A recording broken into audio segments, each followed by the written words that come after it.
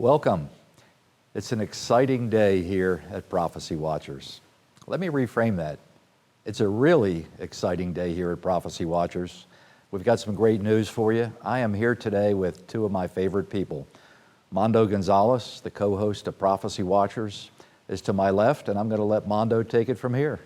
You know, Bob, it's been an exciting few months here for us.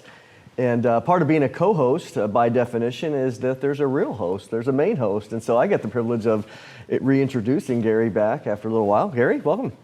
Thanks a lot, Mondo. I've been watching you, and you are doing a great job. Good to have you here. We needed someone with your background, your education, your ministerial experience. You are a fit, and we appreciate you. Now, what are we going to talk about today? First, let me say I am happy to be back. I'm very happy.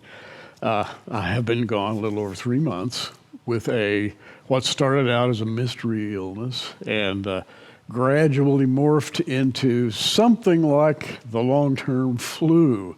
And I got stronger and stronger, and guess what? I'm back. Praise the Lord. And I've also been doing a little writing, Bob, on a book that I started a long time ago. And I've gotten a chance to contribute to the magazine while I was homesick. So I have not been entirely idle, but I have sure missed being here. Well, rumor has it Tom Horn is really anxious to get his hands on that new book. And you know I may give him the chance. And I know you've been working on it for at least 15 years, maybe 20. Maybe. It's been a lifetime of effort and work, and we're getting closer. So Tom, if you're watching today, we're getting closer. That book is almost finished. You know, you made a comment to me here just yesterday, and the words you used were, "It's happening, Bob, it's happening." You know, all the things that we've looked for, most of my adult life has been spent looking for Jesus, looking and watching the signs of the times. And all those things are happening right in front of us now. And I'm going to let you two guys, the theologians and the Bible teachers, talk about the craziness going on in our world today. Well, you know, I'd like to hand this one over to Mondo because Mondo, let's put it this way, he keeps up with the news from a biblical perspective. Of course, I've done that for years, but Mondo has a kind of a precise way of looking at things, and it's great talking with you, by the way.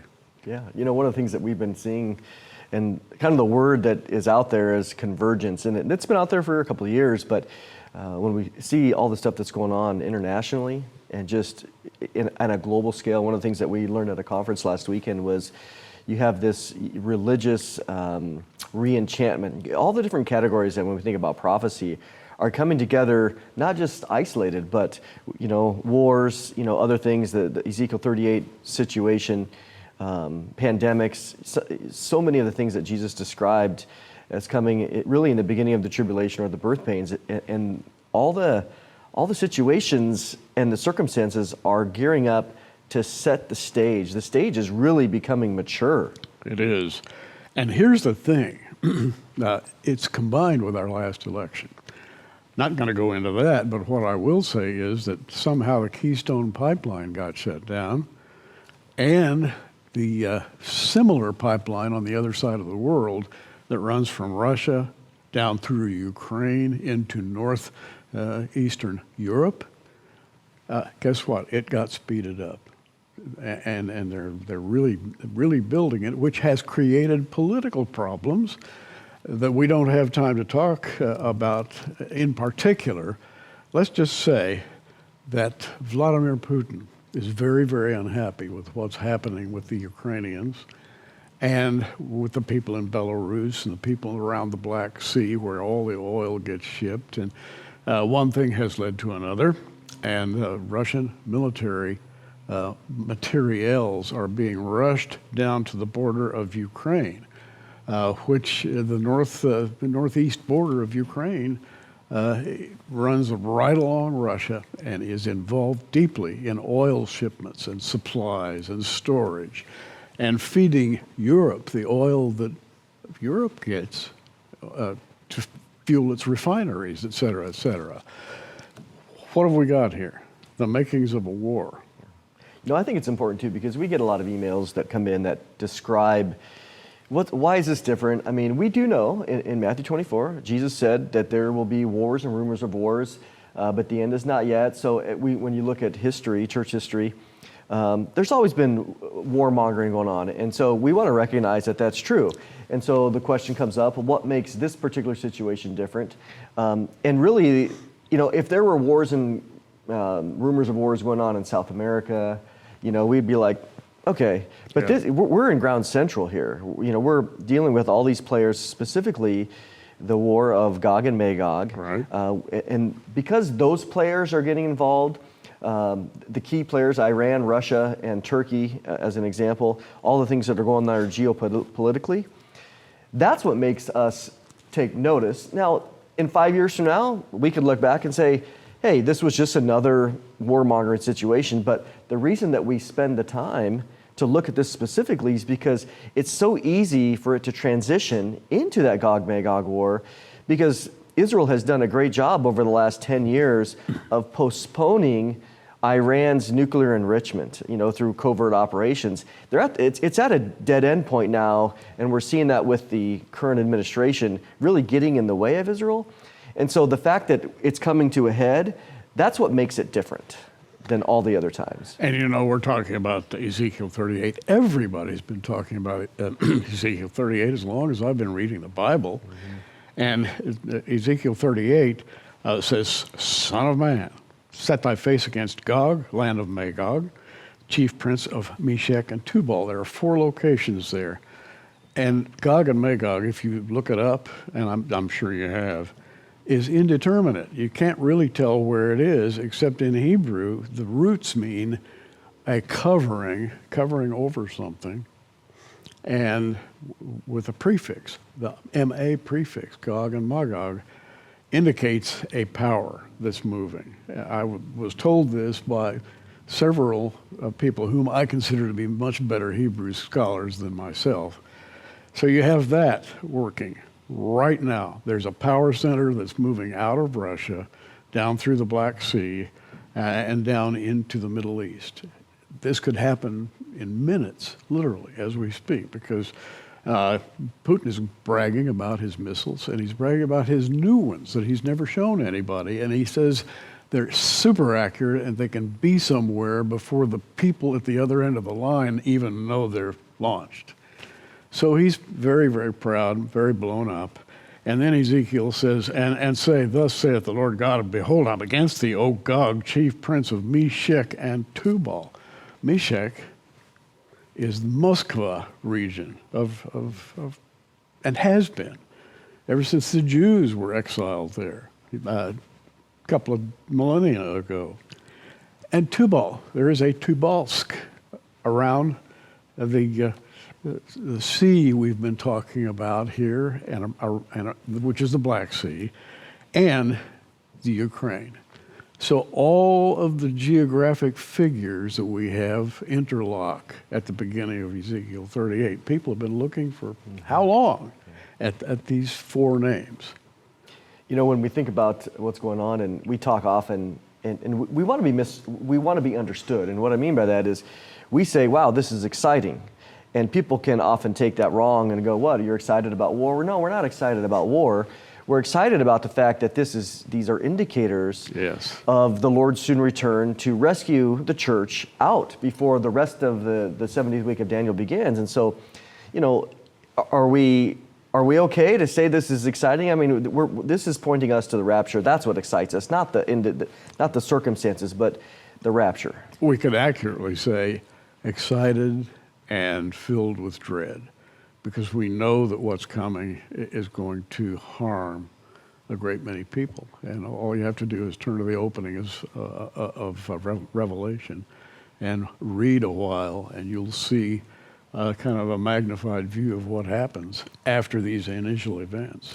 Let me ask you a question. Some years ago, you preached a message at a conference we did that was really well received on Gomer. And I find it interesting that you brought up Germany and this Russian pipeline bringing oil into Germany. I could never understand why Germany would get involved in the Gog and Magog war in Ezekiel 38. So is Germany connected to that end time war? They are, etymologically and many other ways, by the way. Gomer is where the Jews, during those off millennia, when they had been chased out of the land, Gomer is where they ended up, Germany. And they loved it there. After Jesus had come and then ascended to the heavens, and the Jews were basically scattered, most of them ended up in what the Bible calls Gomer. And so that's a very, very important name or title because it always refers to things that happened to the Jews. And the things were both really bad and really good because after World War II, they came from the territory of Gomer back down to the Holy Land. Now, I got a question for both of you. We're watching Russian troops on the border of the Ukraine. We're watching the rumors coming out of Israel about Israel attacking Iran's nuclear facilities. You think there's a connection between what's happening in Russia and the Ukraine and what's happening with Iran and Israel? Do you think these two events are connected? Is this the hook in the jaw, as the Bible calls it? The hook in the jaw is a very good figure of speech right now. Mondo, talk about what recently happened with the Taliban and Afghanistan. Mm-hmm. We all saw that on television. The great departure that seemed to have no plan whatsoever. But it has stirred up the Middle East. It has taken what was rather stable, and now it has no base whatsoever. And this area of Afghanistan is just south of Meshach and Tubal, and today's wonderful territory fighting over the oil. And I didn't put any borders on that territory because they're fighting over the oil all the way from Moscow down to Berlin. Yeah, when you look at the geopolitics of everything, it's interesting. It's kind of bewildering, honestly, to watch the generals give their press reports because the rest of the world rightfully looks and says, this was a complete disaster. You know, they left $85 billion worth of, taxpayer advanced weaponry. And yet the generals could stand up and say, well, this withdrawal happened perfectly. And then you say, well, what are they watching? But then on the other hand, you wonder, because really of the incompetence of this current administration, you go, I wonder if they really mean it. Yeah. That this happened perfectly according to their plan. And that's a little diabolical, but at this point in the game, the weakening of the United States, especially, is its perception around the world. Allies are now scared to trust us because we might abandon them. Others, like Putin and others, China especially, those two, even Iran, have become emboldened as we've watched the disgrace of the Vienna talks over the nuclear agreement. America is giving backdoor sanction relief, really, and stabbing Israel in the back. I mean, it's tremendous watching all this unfold. Well, somebody called the battle between Russia and Ukraine, they called it a nuclear pressure point. Well, that's enough for me. And whenever these things break loose, all of the power in the region is going to flood southward into Israel, and that's what we're watching right now. Gary, it's happening. It is happening. And by the way, those words bring something into my mind. We've been kind of keeping back something that's very exciting that we'd like to share with you. And when Bob said it's happening, it reminded me of what we're going to announce today. Yeah, before I forget, if you get a chance, go to the Prophecy Watchers Facebook page. We posted an article there today by Caroline Glick about what's actually happening in Israel and how our government's administration doesn't really have Israel's back. Let me put it kindly. You'll definitely want to take a look through the article. It is an absolute must-read. Now, we got some good news here. Actually, just yesterday, the governor of Colorado has come out and claimed that the epidemic is over. and the days of wearing masks in Colorado is over. And we were excited to hear that because, as many of you know, we had planned a conference 2 years ago in Colorado Springs, one of our favorite places on earth. And we've done several events there over the years, and we tried to do another one. I think it's been postponed at least 3 times now. And we have actually set the date. We have signed the contracts. We already have 20 speakers committed, and there'll be a few more coming. I'm not going to tell you all the names yet, but as you might surmise, they're all our favorite people. And the theme of the conference is going to be the rapture of the church, the soon coming rapture of the church. In fact, our conference is just 2 weeks before Pentecost. And we say a lot about Pentecost. Always a date I have circled on my calendar just in case, not setting a date, just acknowledging the fact that the church was born on Pentecost. Bob, we don't set a date. We set dates. And we're always watching. This is right. If you've never been to Colorado Springs, it's just an absolute beautiful place. There's so many things to do and see there, including those 20-some speakers who are going to be at the event. It's at a beautiful Marriott hotel, sits up on a hill overlooking the city. Yeah. We've been there multiple times and just enjoyed ourselves immensely. And the truth is, we're really eager to get back out there to meet the people. I think people are eager to get out and actually attend a prophecy conference again and actually be blessed. We're calling this year's conference the Homeward Bound Conference. Now, we didn't steal that from the movie. We didn't steal it from the Paul Simon song. We kind of am looking at the times we live in right now and eagerly anticipating being home. As many of you know, my mom passed away. It's been about 3 weeks ago now. She was so eager for the rapture. She was eager to go home. And she's home now with my dad, with 2 of her sisters, with her brother who was killed at Pearl Harbor, and with Jesus. So what's not to like? And I think this event for me, the Homeward Bound Conference, just tells us that that day is coming. We've talked about it for our whole lives. And it's happening. It's getting closer. I want to ask Mondo something. Mondo, I've noticed just in casual settings or walking around in a crowd of people or so, I've noticed a lot of conversation about the rapture of the church that I've never heard before. Just a man on the street, or you go to a friend's house, or you go to pick up something that you're supposed to take somewhere else. And while you're there, you hear people talking about, there is a rapture, and I think it's really close. What do you think? And I'm hearing more of this all the time. It's interesting that the idea of the rapture, it's exciting for us to understand it, but I think one of the ways that it's out there publicly is there's a lot of detractors. I mean, it gets a lot of bad press, and we're not ashamed of being pre-trib rapture people because we believe it's Scripture. But even with the bad press, it still gives it press. It reminds me of Paul saying, "Well, if they preach the gospel for selfish motivations, at least the gospel's being preached." So the idea of the rapture is out there, and I think that's why a conference is so helpful, because we want to come, we want to share, this is why we believe it's biblical. This is how we defend it. It didn't start with Darby. We've been spending a lot of time disputing that myth.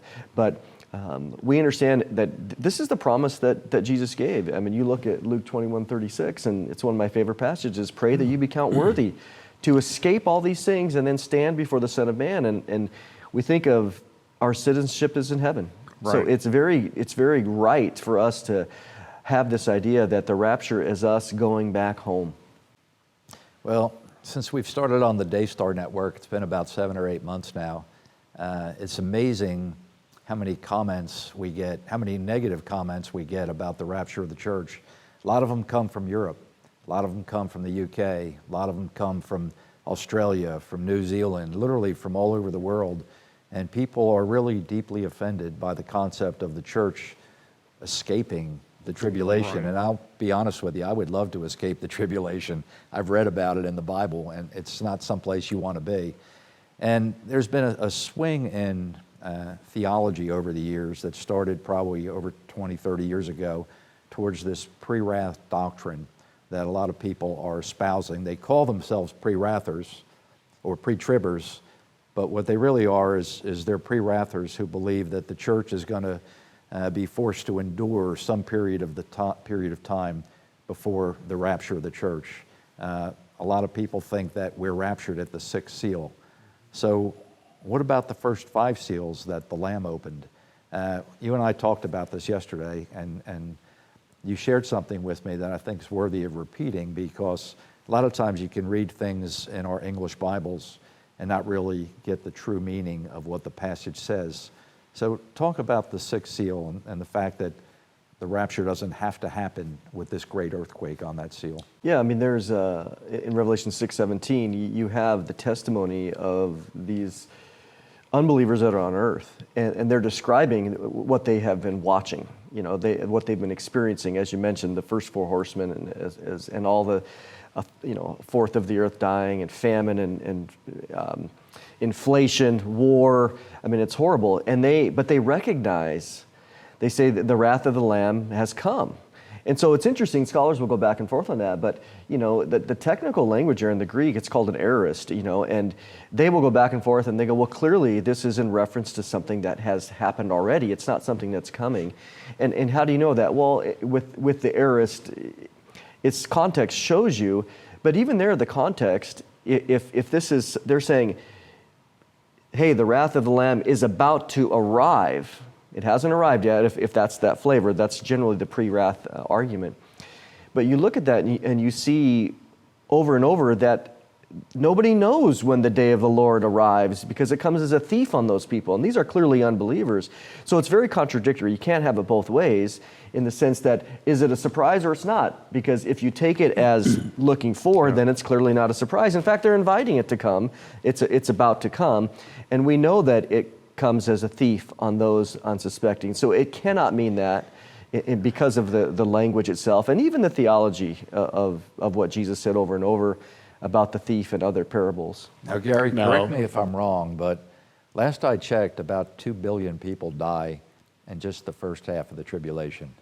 And That you can would be- bet that if the church were here, an awful lot of the people who are being killed are Christians. Right. Exactly right, and exactly wrong, because the Bible doesn't say that. And I'd like to point out that getting to know Mondo has been wonderful for me, and I think it's going to be even more wonderful as we get a chance to talk more, because he is a student of New Testament Greek, and he does not let go. When he begins to look up things, he goes until you can't go any further, and I really appreciate that, the accuracy in translation. Mm-hmm. And by the way, we're almost out of time here. And I want to say a couple of things. I'm very, very sorry to have missed time here at Prophecy Watchers, but I've been trying to make the most of it as I recover from this mystery illness, whatever it is. I'm still recovering. I'm still very weak, and would much appreciate your prayers for my complete healing.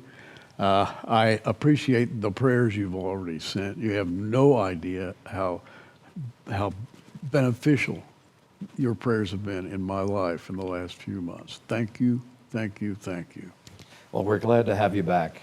I'm glad to be back. You've been missed, as we've heard from many, many people, how much they've missed you. And you know what's exciting to me is we now have 2 guys here who are Bible experts. The world is looking for answers, and we have the answers. And I can't wait to see you and Mondo begin to team up and start to do Bible studies together.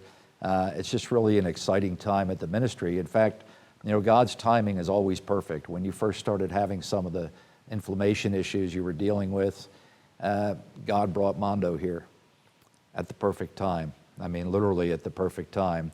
And we threw him into the deep end of the pool, for lack of a better word. Mondo had never interviewed anyone before he came here. And which kind of made me laugh, because if you've watched him, he's kind of a natural on television. And it's exciting the way God has used him already to expand the outreach of the ministry. We've launched a Q&A session. We're doing archaeology updates. We're doing news updates. We're doing Skype interviews with people from Israel. So the ministry is growing. It's expanding. Your prayers, your support, it means so much to us. It's happening. We're living in the last moments of time, and we need to continue to share the gospel with a lost world. Amen. Bob, it's going to be great. Again, repeat the title. By the way, the title is kind of fascinating. We debated about what to call our conference. Repeat the title and the date and the location of our conference. May 19th through the 22nd of 2022, the Homeward Bound Conference in Colorado Springs at the Marriott Hotel, right in the shadow of Pikes Peak. You're going to be able, actually there are already hundreds of people already registered. A lot of people canceled their earlier registration, but probably 400 people are still registered. On January 1st, we're going to roll out the continued registration with the new name, new graphics, all the things that go into it, with a speaker list, a website, everything you're going to need to know. Come back January 1st, and I'm going to turn the pressure up on the graphic designer to get all this done in time. And Bob, I have to say it.